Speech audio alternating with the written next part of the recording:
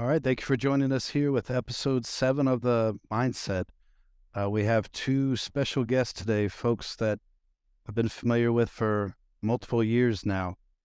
So if you would, go ahead and introduce yourselves and what you do. I'm Dr. Mary Triana. I am a special ed supervisor with Millcreek Township School District. Hi, I'm Nientimp. I'm the Director of Student Services here at Millcreek Township School District. So one thing I really wanted to talk to you two about, and I was excited about this talk today, is you all have had quite a journey with the use of Ukeru from the beginning up to where you are now. So kind of, if you would, what initially brought you to considering Ukeru? Like, what was it that brought you here?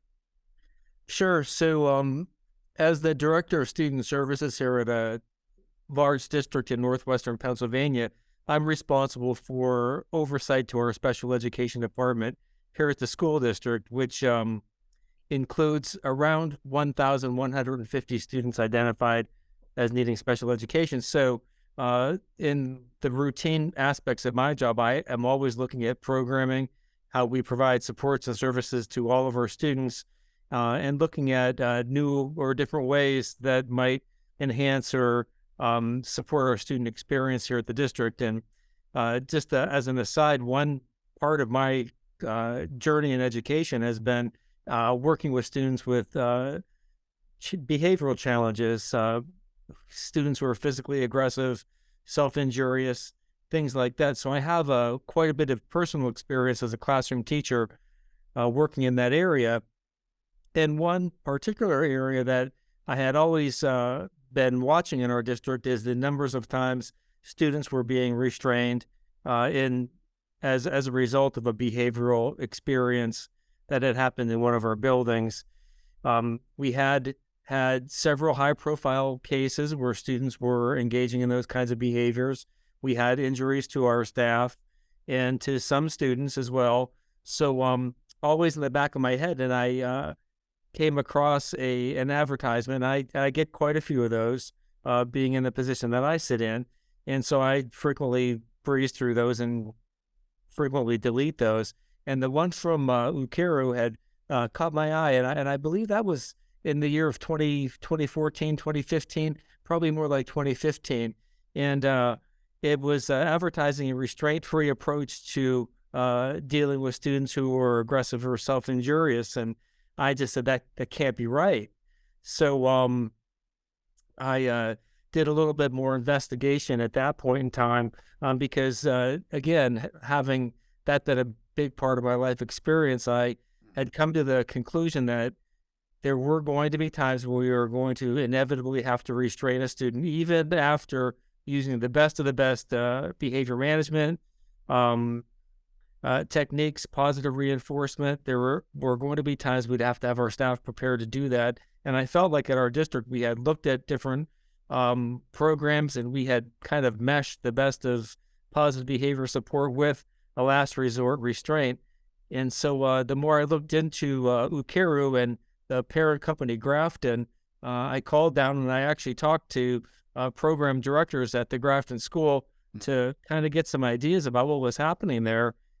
And came to a decision that we needed to go take a ride down to Grafton in Winchester, Virginia, to see what exactly they were doing, because they had reduced their restraints from, I want to say it was in the tens of thousands, to near zero, which was incredible to me. So myself and another one of our special ed directors took a ride down there to be trained in Ukeru to get a better sense of what this program was all about. Gotcha. So before we get further with that, I just want to kind of ask both of you here.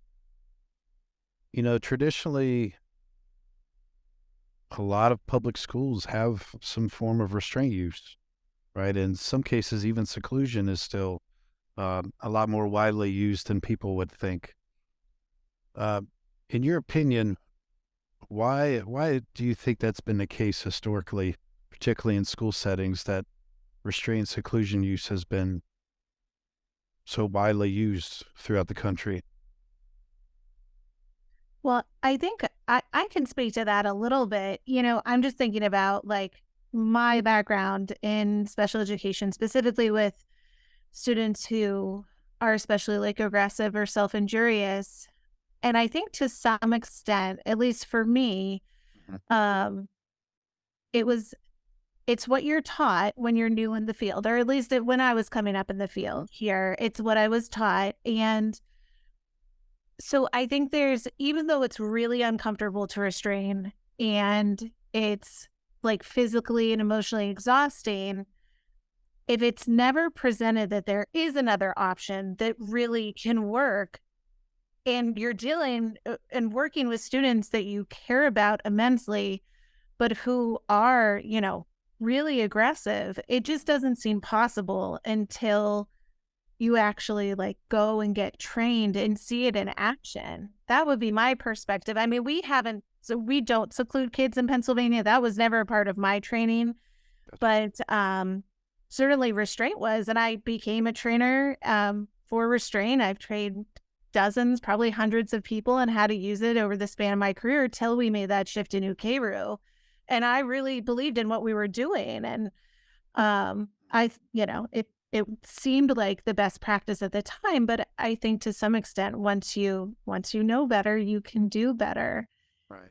And thinking about, I was working with Dr. Nientimp when he made the journey down to Grafton with another colleague of mine.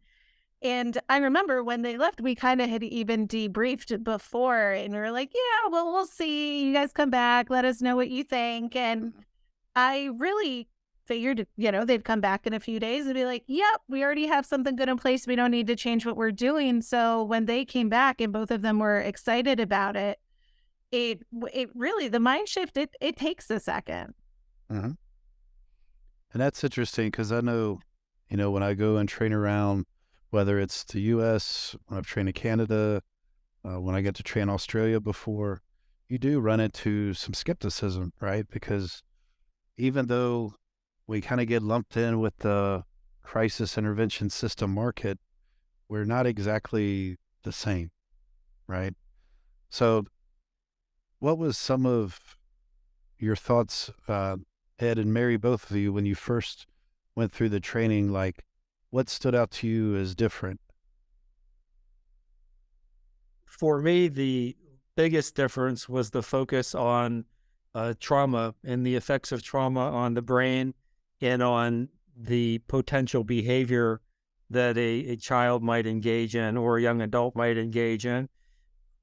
My training has been really in classic behavior modification, behavior management, as it's evolved through over the last 25 or 30 years, which I still find to be an extremely beneficial approach and helpful perspective in looking at students who are engaging in behaviors that are challenging. And we 100% rely on the tenets of applied behavior analysis to understand what potentially is driving a behavior. The idea of trauma hadn't been something that was a major consideration. So looking at how that may have a lifelong effect on an individual was really helpful in understanding even how it can be skewed for an individual that is, maybe extremely sensitive due to some sort of developmental disability, for example, autism, where certain sensory inputs may be much more challenging and can in and of themselves create a traumatic situation due to noise level or visual stimuli or things like that. But I think the trauma-informed piece really took me to a different place in trying to understand what anybody might need when they were feeling at that level of, loss of self-control. So that was the biggest takeaway for me as far as a change in looking at the big picture. Yeah, I'd agree with that. I think there's a slide in the Ukeru presentation that focuses on it's not what's wrong with you, it's what happened to you. And I think that's been really powerful over the past few years as Ukeru has really become part of the culture in Millcreek and helping staff kind of understand the why behind some of the student behaviors we have. So that's one thing that really stands out for me. And I still remember is like the first year I got trained, another thing that stood out for me was just the use of the blue pads. The fact that, it seemed not impossible, but it seemed really surprising to me that these blue pads were going to be enough just based on my history with big kids and small kids. And I was just like, maybe for some, right? Like maybe for some, this will be enough.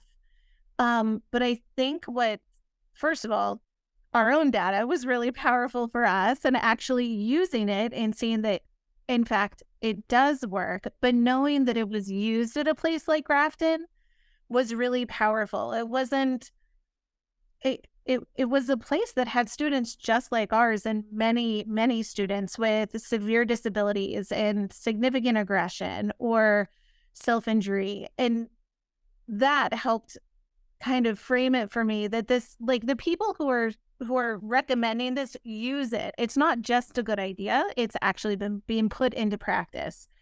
And that goes a really long way. Gotcha. Yeah, it is interesting because I feel like that's when people first hear about Ukeru, that tends to be the focus, like the pads, what is that part going to be like? Are we just going to be in like a riot team coming in with these pads? And I think folks ended up, I always tell people, if you come in and your anxiety and all is about the pads, I was like, we could teach you that in an hour. Like by the time you get through that, you'll be like, oh, I don't know what people think is going to happen when the pads come out, but I think they end up being surprised that it's not what they thought for whatever reason, whether it's Hollywood depiction of shields or whatever it may be. So as you both know, the pads can help significantly with aggression, but what would you say were the biggest pieces to help the staff mindsets? Because sometimes that's the hardest thing, even if you go through and Ed, you're like, this could be great for us. Mary, you're like, could be great for us. Then it's how do we convince the staff that it's better for them? Because something that we found at Grafton is, it definitely keeps our individuals that we serve safe, but it does a really good job keeping staff safer. Because there's always going to be that person that's too big, too strong, too fast, too coordinated to try to put your hands on a person. And that's a common skepticism that I receive is, well, that might work for the little kids, but we've got then they bring out these mythological figures, the 6'8", 500-pound world's strongest man that comes in. When really, statistically, all over the U.S. and outside, statistically, who gets restrained overwhelmingly the most are smaller, younger children, right? And it's not necessarily that they're more dangerous. I feel like a lot of times it's because they're smaller. I think you've done a good job kind of putting that in perspective, Christopher, because for me, when we don't have to convince our staff anymore, because our staff here, we've been doing this for 7 years, the better part of 7 years now. So our staff are committed to it. They believe in the program. And I think they really, one thing that I don't know that Ukeru necessarily talks about this in the training, but I see it as a strength as it extends the opportunity by using the pads in a crisis. It extends the opportunity for intervention to happen and for a student to kind of come around because you're able to, not have a student on the floor face down or face up, whichever way you decided, end up in a restraint, which honestly, it's tough to talk about that because what was a big part of our culture isn't a part of our culture anymore because we simply don't use restraint. Right. But our staff, I think our staff were, although skeptical when you're used to doing something one way, I think it's normal to be a skeptic and ask a lot of questions. Our staff were relieved. Our staff were pleased to not have to get into those situations where they were worried, and because either they themselves or friends had broken noses or concussions or serious cuts And whereas that wasn't happening anymore, so I think one of the, challenges we had as an organization was we have about 170 special education professionals and paraprofessionals who work to support our 1,100 students who are of different athletic ability, of different ages, and different mindsets, and even being able to physically do a restraint. So almost everybody's able to manage the pads. Almost everybody's able to keep themselves and their classrooms and students safe while we try and work through the rest of the behavioral issues. So it didn't take a lot of convincing for our staff, and honestly, the few staff who couldn't get past the idea of we have to hold kids on the floor sometimes to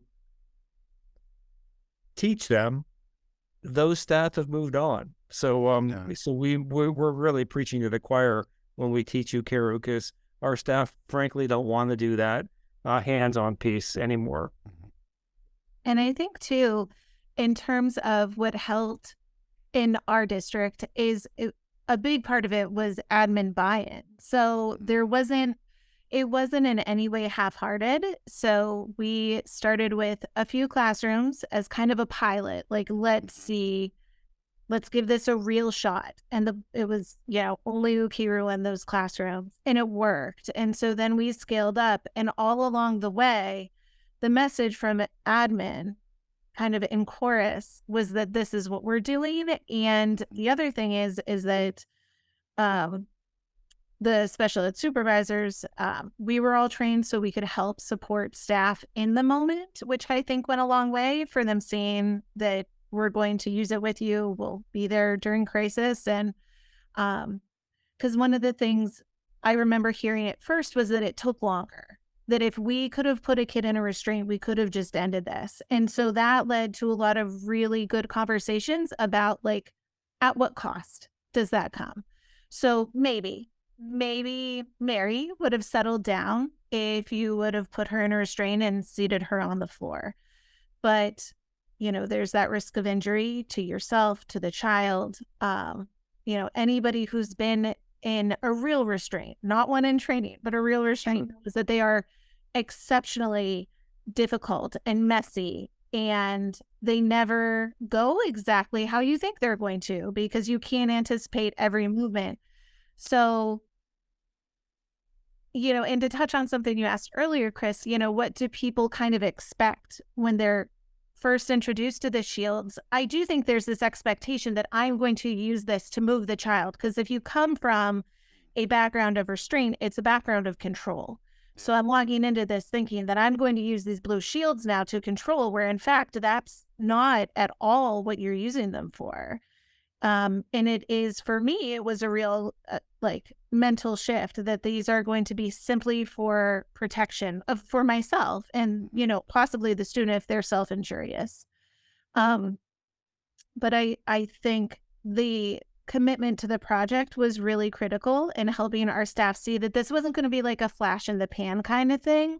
This is what we were going to be doing for our students from now on. And I think, to Ed's point, we really are kind of preaching to the choir now. And as we've had new staff come in who haven't had to unlearn how to restrain, because some of our newer staff were never taught restraint, it's been really nice, because I think the unlearning was a difficult part of it for people who had been taught for years and years.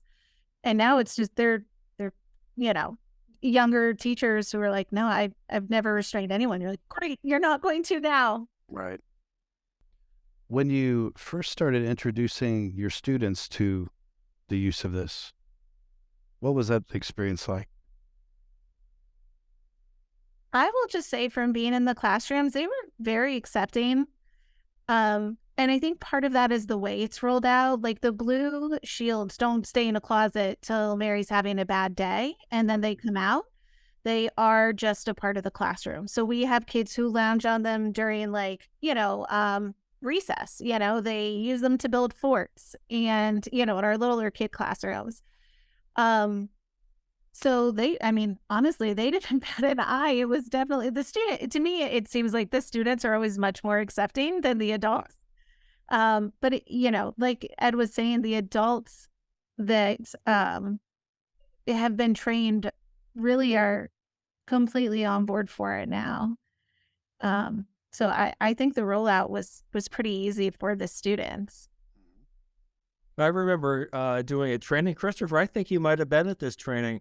We were at one of our schools training in a common area, like in a third grade area, and it was August, so school hadn't started yet, but it was getting close, and there was teachers in and out of their classrooms, and there was a teacher who had her children with her, which is very typical at that time of year, and the kids were, of course, pretty wide-eyed while we were practicing using the pads at the time, and so they saw some of their teachers and paraprofessionals that they see in their building, and and you had called them over and said, "Hey, are you guys probably wondering what we're doing here?" And explained to the kids very naturally that we're working on, some activities that we might have to use to keep everybody safe here sometimes. And I really think it just dovetails so nicely with school security, and with all the things that we're trying to do in buildings. That message of we have a lot of pieces in place to keep the adults and the students safe. And so we really say that, and I know Mary and myself and our other special ed supervisors here are unapologetic about talking about why we use them. Now with children, we say things a little bit differently, but when we're talking with our staff, when we talk about the risks of restraint and, and of course, this all too well, that when you hold a person, you are putting their life at risk, as well as, not just injury to that student or to yourself, but their life at risk. So, gosh, that's not something, now that we have better ways to do things, that's not something we're willing to do here. Yeah, I've had some interesting conversations before with folks who are very much married to the idea of someone's aggressive, you got to restrain them. Like that's the mindset. And it's almost like an unwillingness to accept doing something else. And I always wonder is it more of because it's a kid, they're going to listen to me type of a mindset, or this is how I raise my children, or what my expectations of what my children at home would be. So I'm going to bring that template to work, running into those types of challenges. You've been with us for several years now. You've used this for several years. And it's one thing to try something new. Then it's another thing to have sustainability. So what have been some keys to keep the culture sustainable, that change, the comfort versus control approach for you all? We have had very strong support from our school district administration, or superintendent at the time and currently. We're both 100% believers in making sure we were doing the very best possible treatment for our students. So we were really given a lot of top-down support to move forward with this project. So I think that's critical because, there were skeptics and there always will be skeptics who want to kind of resort to the more traditional practices. And I think it's even more so now with, certainly the increase in school violence and that level of concern too. But in our instances, most of the students we're dealing with have known and long-term behavioral challenges. Sure. And so for sustainability, I think that's important. We've had strong administrative and school board support. We actually put all of our Ukeru language in our expectations in policy, in school district policy.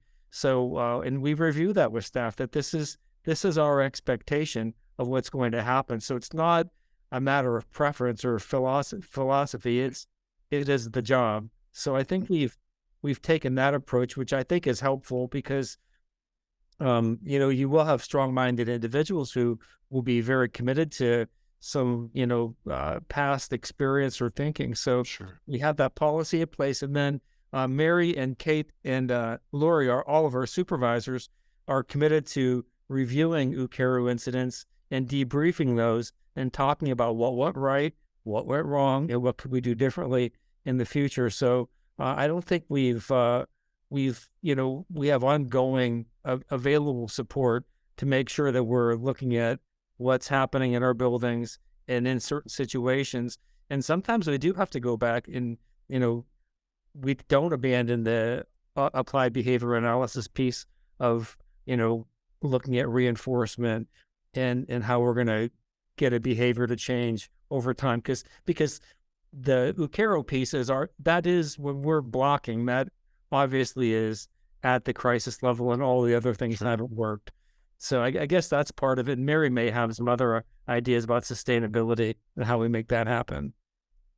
Well, I think you've done a great summary. I think some of the other things we've seen is that students with IEPs in their positive behavior support plans, we use the language of Ukeru and using a trauma-informed approach with students in kind of the antecedent strategies and the consequence strategies, so that it really is baked in to the child's program. So it's not just when Mary's in crisis and becomes aggressive, now we're using the blue shields, but it's actually a part of her program. And frequently, I think sometimes people get confused that maybe like ABA and a trauma-informed approach can't, peacefully coexist, but they can, and they do. We do it all the time. So it's not a one or the other. You can absolutely use both. Well, that's interesting that you said that, because that's definitely something over the years we've dealt with is folks are like, well, you can't use ABA and be trauma-informed. Like, how would you dispel that myth if someone said that to you, Mary? Well, first, I think ABA is a term that's used and tossed around to mean so many different things. The principles of applied behavioral analysis it can be something as broad as the use of specific verbal praise or token systems, or, you can also talk about in the negative, like response cost or punishment procedures. So we use token boards all the time, and specific verbal praise, and the use of group contingencies and independent contingencies for students who are exhibiting the behaviors we want to see. We also have school-wide positive behavior support programs that kind of mesh into this as well. And all of those are based on good evidence-based behavioral research. So the first thing when people say that, like, well, ABA can't coexist with this trauma-informed approach, my question is, what part? Like, what are you saying we can't use? Because that will tend to get to the heart of it. And what I frequently find is sometimes it's more like the negative consequence procedures that people are saying can't coexist. And frequently we then have a conversation about, well, then maybe this shouldn't be in the child's program. And we're not big on response cost or punishment procedures. The vast majority of our focus is on helping students learn the right thing to do, not punishing them for not getting it correct.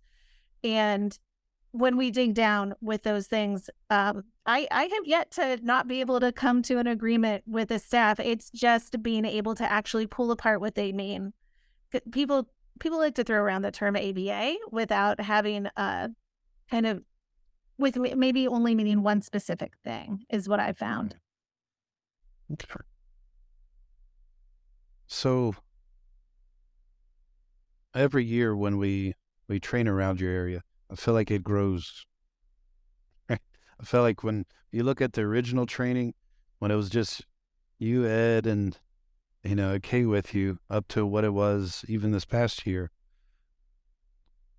why do you think it has grown like it has, particularly in your region?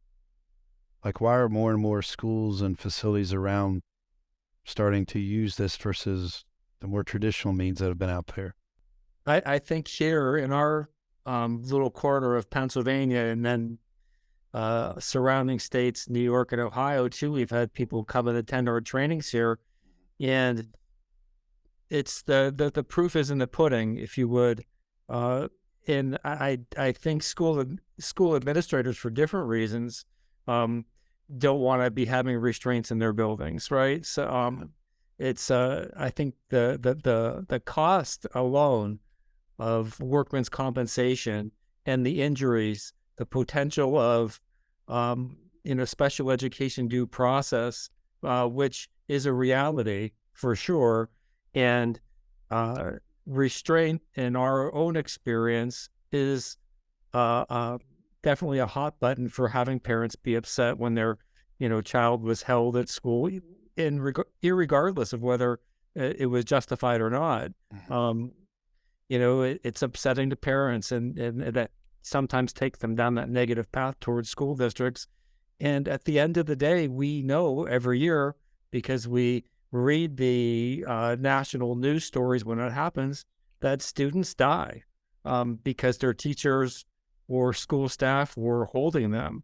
And, nobody wants to be on that end of things. So from an administrative perspective, people are very well aware of that. And around here, we're a small, larger but small community, and people talk. And when people find out that, gosh, Millcreek hasn't done any restraints in the last 4 years or 5 years, people raise an eyebrow and say, well, they're the second largest school district out of our 17 school districts here, and they're not holding anybody, and they have the same seats that we have. And the other piece of that is we implemented the same program in a residential treatment facility that we provide educational supports to. And again, we didn't completely eliminate restraints at that facility. We reduced the restraints from 400 some in year 1 to under 100 in year 3. So again, it was a significant reduction of the times that staff and students were put in a situation where someone was likely to get hurt. So I do think that's the reason. And the movement has really caught on like wildfire around here, where we have literally every single school district in our general area of service here sends people to be trained, either exclusively using Ukeru as a way to best support their students, or as part of a larger program, to support students. Gotcha. I'm just curious, have you noticed any difference in maybe parents being more willing to send their children to your areas because of the more of a hands-off type of policy here? I don't think so. And Mary can disagree with me if she does. This is it's funny, like that the hands-off, the restraint policy it's something that I don't think people talk about. Parents don't talk about. Gotcha. But we haven't seen any change in our enrollment, positive or negative, that I could associate with this. Agreed. We talk to parents all the time, and often myself or one of the other supervisors or Ed are one of the first lines of contact special education parents have when they come to the district. And it's never really been mentioned, but, and following up with it later with students who have crisis plans in their IEPs, when we are doing revisions, because we're like, hey, restraints mentioned in here, we don't use that. Sometimes it's surprise. And as we talk it through, they are always very appreciative when they find out it's not an option for their child. Might not be the reason they came here, but they're happy to hear it. Sure. Good. So if there's anyone from a school or residential facility that might be watching or listening to this, and they're skeptical about whether or not they should try this versus the more traditional approaches that have been in our field, what would you say to them? Like, why should someone bother even considering Ukeru? Well, I think from the administrative end, it's going to, taking it aside from the idea that it's the right thing to do and that it's the most supportive way to understand a student's lived experience and to help them through a really difficult time in their life. For the administrators that are considering it, it's going to save you money on your workman's comp. It's going to keep your staff happier. It's going to keep your staff safer and your students safer. So I think from a very practical end, that's a huge selling point. And Mary has done some specific research with regard to student mindset, that to me, if the practical information that I just shared isn't enough, and it works, by the way, we have less behavior problems. Mary has a part of her story to tell that she's learned right from students who've been restrained. Yeah. So, I was thinking about that. As you were talking, I spoke about, it is the right thing to do. But on top of that, like kind of the administrative perspective. But so I had the opportunity last year as part of my dissertation to really focus on the perspective of students. As I was going through classes, and you have to figure out something to do your research on, one of the things that stood out to me is that we had made this massive shift as a school district on behalf of students. But interestingly, we had actually never asked the students about it. Like, did they appreciate it? What did they think? So we had a smaller group of students who were still in our district who had experienced both restraint and Ukeru. And in talking to them, it was really powerful to get their story. And what stood out most to me is that if they were given the choice, all of them picked Ukeru. So it was 100%. None of them would have picked to be restrained again. And when they talked about their feelings in restraint versus when Ukeru was used to support them, restraint was really negative. It was feelings of powerlessness, immobility, not wanting to be touched, anger, sadness, fear, and long-term effects like not wanting to be hugged by family members, being worried about connecting with staff. So there were a lot of negatives. And with Ukeru, on the other hand, they spoke about it being calming. They liked the fact that staff gave them space. They all spoke about the fact that they weren't held down, and that they were able to connect with staff more quickly after a crisis. And that, coupled with kind of the quantitative data that Ed has collected over the years, was really powerful for us. And that, kind of, thank goodness, we did this on behalf of the students, because we truly felt like it was the right thing to do, and all the research showed it was. But also students, so these kids were in grades 6 through 11, I think ages 11 to 17. All of their lived experiences really spoke to that as well. Gotcha. Yeah, because I think that's something that isn't always taken into account is what approach we use. What will the students think about it? And that kind of goes back to the mindset, right? Because if you see the children as they need discipline or whatever, then you're not really going to think about that type of thing, or you're just thinking about just the aggression, but instead focusing on what will better help reduce this, and focusing, as there's a lot of approaches that'll focus on reward-based incentives, and some that'll focus just on punishment-based. But with either of those, where do they ultimately fail long-term, do you think? Reward or punishment? Like, why aren't they as successful as people might think they are? I just think our students are complex, multifaceted young people. They don't exist in a vacuum where everything can just be, praise and positive tickets and things like that. And it also just you can't just be consequenced into behaving well. If I could just give Mary a detention and she'd, get into shape, then I would have done it once and she'd be fine. And we would have fixed it a long time ago, So you have to have something that encompasses the whole student, and recognize that you can have all the best antecedent strategies in the world. I know, because I see them in our classrooms every day. Our teachers are incredible at trying to find a way to stop the unexpected behaviors before they ever happen, but they will, because there are setting events, there are things happening in the other 17 hours a day that we don't have these kids. Right. that we aren't a part of, but they're going to bring them to school. And so we you need both sides of it. But the fact that even when students are in crisis, you're supporting them through it. You're not like in no way are you punishing them for being in crisis. You're supporting them through it.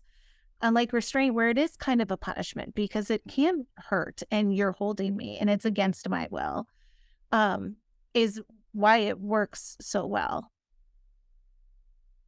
I could never say it any better than you just did, Mary. It was a hard question, because we do use a lot of those things, and we rely heavily, and we think it's a lot of those, practices are best practices that we pull from the applied behavior analysis world. But you're right,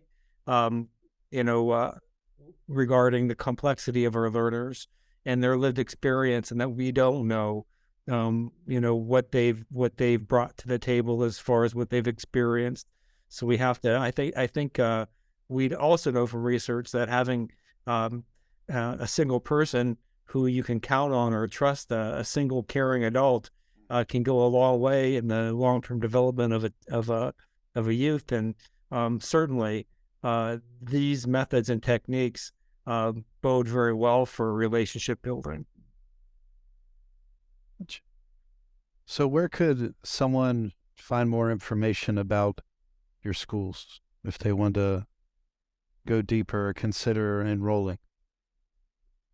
Well, they have to live here. But we have a website, www.mtsd.org, where all of our information about all of our 10 buildings and supports and services can be found.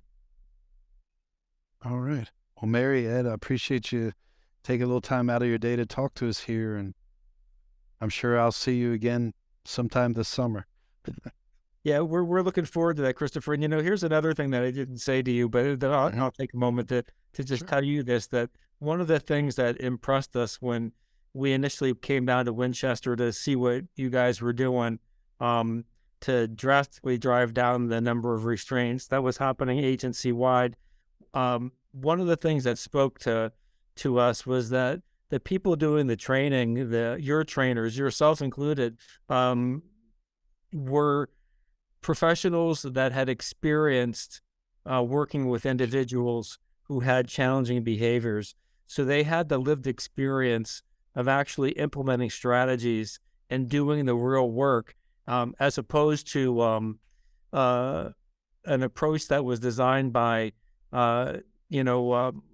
educators or social scientists, based upon theory. It was based upon a real lived experience, and that spoke to us quite a bit. And even to this day, the trainers that we work with from Grafton are frequently, professionals who've experienced working very closely and carefully with students who have challenging behavior. So that means a lot to us, because really that's been our lived experience as well. We've all done that same kind of work. So it really speaks to credibility behind the intervention. I appreciate that. All right. Anything else you'd like to talk about or bring up before we sign off? I think we've talked enough, but thank you, Christopher. It's been a pleasure. Yeah, Right. absolutely. I'm so glad we had the chance to do this. Sure. All right. Take care. I'll talk to you all soon.